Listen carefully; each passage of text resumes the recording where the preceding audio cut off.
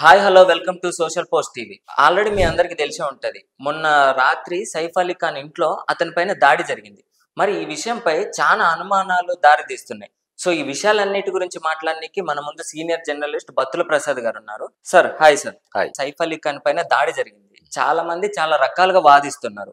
మరి దీనిపైన మీరు ఏం చెప్తారు? చాలా మంది చాలా కథనాలు వినిపిస్తున్నారు. అవును. ఏదో వాళ్ళ ఫ్యామిలీ మ్యాటర్స్ అని, లేకుంటే బయట నుంచి ఒక మాఫియా వాళ్ళు ఎవరో దాడి చేయించారని. అసలు దాని మీద ఒక క్లారిటీ అంటూ ఏం లేదు. వచ్చే వార్తల మీద మనం ఫస్ట్ ఆఫ్ ఆల్ చెప్పుకోవాల్సింది ఏంటంటే, ఒక ఆయన చాలా విఐపి నేషనల్ వైడ్ తెలిసిన ఆర్టిస్ట్, అంటే హీరో, సినిమాలో నటించే హీరో, మంచి సక్సెస్లో ఉన్నాడు, అన్న ఉన్నాడు. ఏమున్నప్పటికీ అతని మామూలుగా మధ్యతరగతి ఇళ్ళకే రక్షణ వలయాలు చాలా గట్టిగా ఉంటాయి.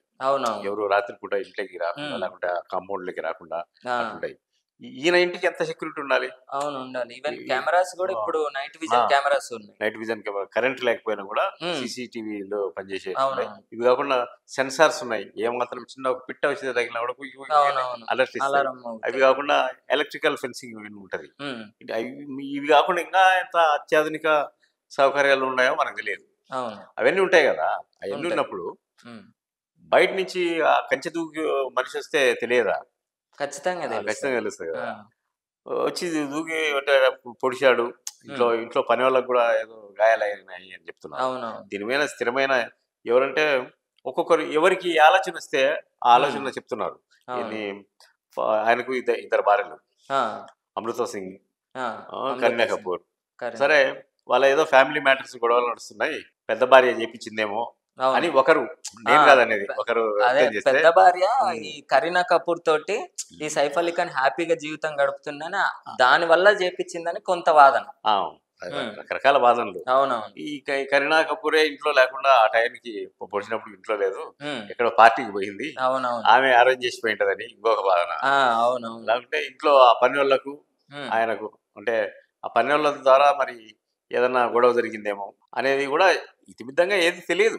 ఆ వాచ్మెన్ కూడా ఏమన్నాడంటే, ఇంట్లోకైతే ఎవరు రాలేదు, రాత్రి అయితే నేను మెల్కొనే ఉన్నా, ఇంట్లోకి ఎవరు రాలేదు అని చెప్పింది.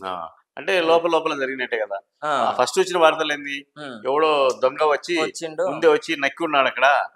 ఆ టైం దాకా 2:30 దాకా ఉండి అప్పుడు ఏదో చేయబోయి ఈయన అడ్డొచ్చే పొడిచాడు 6 సార్లు. ఇప్పుడు అప్రస్తుతం కదా, ప్రస్తుతం కాబట్టి చెప్తున్నా నేను. మామూలుగా సినిమా హీరోలు ఉంటారు కదా, సినిమాల్లో హీరోలు, జీవితంలో హీరోలు కాదు. సినిమాలో ఒక 5 మందో 10 మందో మారణాయుధాలు తీసుకొని వస్తారు. ఒక చేతిలో కత్తి ఉంటుంది, ఒక చేతిలో మెకానికల్ ఇది ఉంటది, ఇంకొకటి చైన్ తీసుకొని వస్తాడు. వస్తే మన హీరో ఏం చేస్తాడు, ఆయన బట్టలు నలగకుండా, క్రాఫ్ చెరగకుండా, ఒక గీత పడకుండా మొత్తం అందరినీ కొట్టేస్తాడు. వాళ్ళ చేతిలో ఉండే మారణాయుధాలు ఈయనేం తీసుకోడు. అసలు మారణాయుధం దొరికినా దాన్ని పక్కన పడేసి కొడతాడు. ఇది నిజ జీవితంలో జరగదు. నిజ జీవితం హీరోలు కాదు, సినిమాలో అంటే యాక్ట్ చేయడమే. పొరపాటున అదే వచ్చిన దుండగుడు, అంటే ఆ ఫైటర్ గట్టి దెబ్బ కొట్టాడు, సగం దెబ్బగా చచ్చిపోతారు. ఇది చాలా హాస్యాస్పదం అట్లా ఊహించుకోవడము కూడా. ఆ వాడు 6 సార్లు కత్తితో పొడుస్తుంటే ఆయన అడ్డుకోవడం కూడా అడ్డుకోలేకపోయాడు అనేది చాలా విచిత్రమైంది. వీటన్నిటికంటే ఇంకోటి చెప్తా చూడు, మాఫియా అంటున్నారు. మాఫియా లారెన్స్ బిస్కాయ్ అతను ఏదో చేయించాడు అని, చేయించాడో లేదో, అతను చేయిస్తే ఇన్ని హత్యలు చేసినోడు ఎంత పగడబందిగా చేయించాడు. వాళ్ళ ప్రణాళికే వేరే ఉంటది, నిజంగానే అదే జరిగింది. ఇవన్నీ వదిలిపెడితే ఇప్పుడు సాంకేతిక పరిజ్ఞానం చాలా కొత్త పుంతలు దొక్కుతుంది. కొత్త అన్నీ వచ్చాయి. గూగుల్ అవుట్ అని ఒక యాప్ ఉంది, దాంట్లో ఏంటి, దాని ద్వారా ఈజీగా పట్టేసుకోవచ్చు. బొంబాయి పోలీసులు ఎందుకు దీన్ని ఛేదించలేకున్నారు? సంఘటన జరిగింది ఇప్పటికీ కూడా ఒక క్లారిటీ విత్ ఇన్ మినిట్స్ లో పట్టేసుకుంటారు. ఇప్పుడుండే సాంకేతిక పరిజ్ఞానం అంతా ఇది అడ్వాన్స్డ్. మళ్ళీ వాళ్ళు సీసీ కెమెరాలు కూడా చెక్ చేసిండ్రు. అదే సీసీ కెమెరాలు ఇప్పుడు చూడు, ఏదన్నా ఇంపార్టెంట్ నేరం జరిగినప్పుడే మాత్రమే సీసీ కెమెరాలు పనిచేయాలి. ఇదొకటి. దీని వెనక మనం ఆలోచించాల్సిన విషయం ఏంటంటే, ఏం ఆలోచన వస్తుందంటే, ఇదేదో పెద్ద ఎత్తున జరిగిన ఒక సంఘటన అని చెప్పుకోవచ్చు. దీని వెనకాల పెద్ద హస్తాలే ఉన్నాయి. పొలిటికల్ లేకపోతే ప్రత్యర్థి ఎవరైతే సంపాలని చూసుకున్నారో ఆ వర్గం చాలా పెద్ద వర్గమే ఉన్నట్టుంది. ఓకే. పెద్ద హస్తమే ఉంది అయితే. వస్తుంది. లేకపోతే పోలీసులు ఎంత ఈజీగా పట్టుకుంటారు. అవును. హ్మ్. సరే జనాల్లో మత విద్వేషాలు రెచ్చగొట్టకుండా ఉండేందుకు హ్మ్.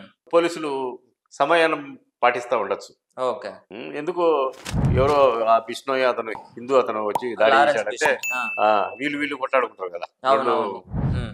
అలాంటి కారణాలు కూడా ఏదైనా ఉండొచ్చు. ఓకే. లేదా వ్యవస్థను మేనేజ్ చేసైనా ఉండొచ్చు. హ్మ్. ఎందుకు ఇట్లా జరిగింది. ఇది ఓకే. అయితే యాక్సిడెంటల్ గా జరిగింది అయితే కాదు. అవును. యాక్సిడెంటల్ గా జరిగితే ఓ పోటు పొడిచి ఏదో వాడు 6 వచ్చిన సార్లు. ఆ దుండగుడు హ్మ్.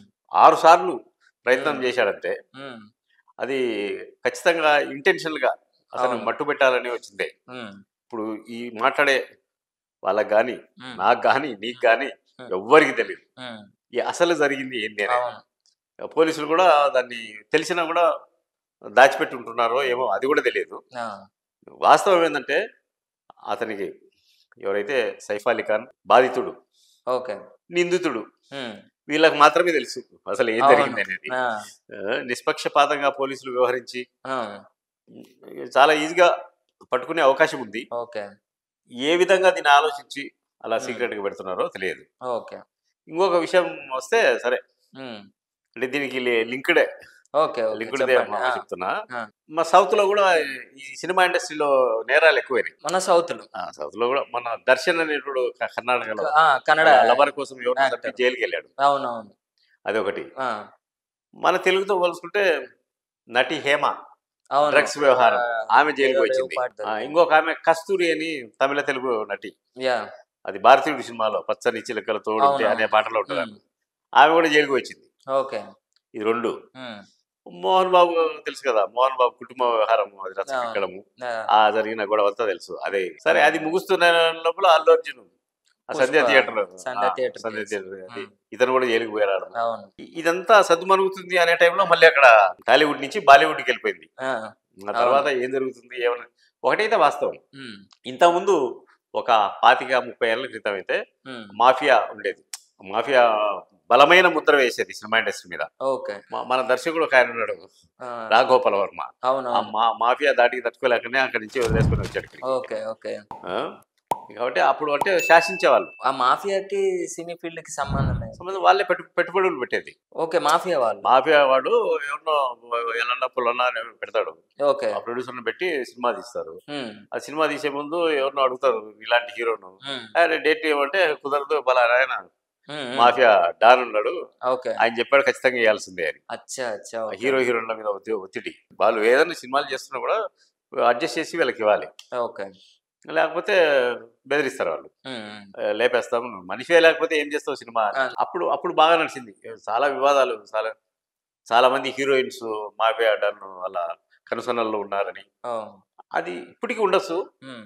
అంటే ఆ కాలానికి పోల్చుకుంటే కొంచెం తగ్గిందనే చెప్పాలి. ఓకే. తెరవెనుక లేకపోతే వీళ్ళ సినిమా వల్ల అలవాటు పడిండ్రో ఏమో. హ్మ్. ఎవరికి మాఫియా వాళ్ళతో. మాఫియాకి. హ్మ్. వాళ్ళ కనుసన్నల్లో మెలగడానికి వాళ్ళు ఎలా చెప్తే అలా చేయడానికి. హ్మ్. కాబట్టి ఇది మంచి విషయం అయితే కాదు. అవును.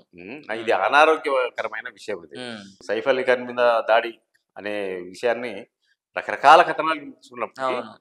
అసలు నిజం అనేది హ్మ్. ఇప్పటికీ అయితే తెలియదు. అవును. ఓకే. ఓకే.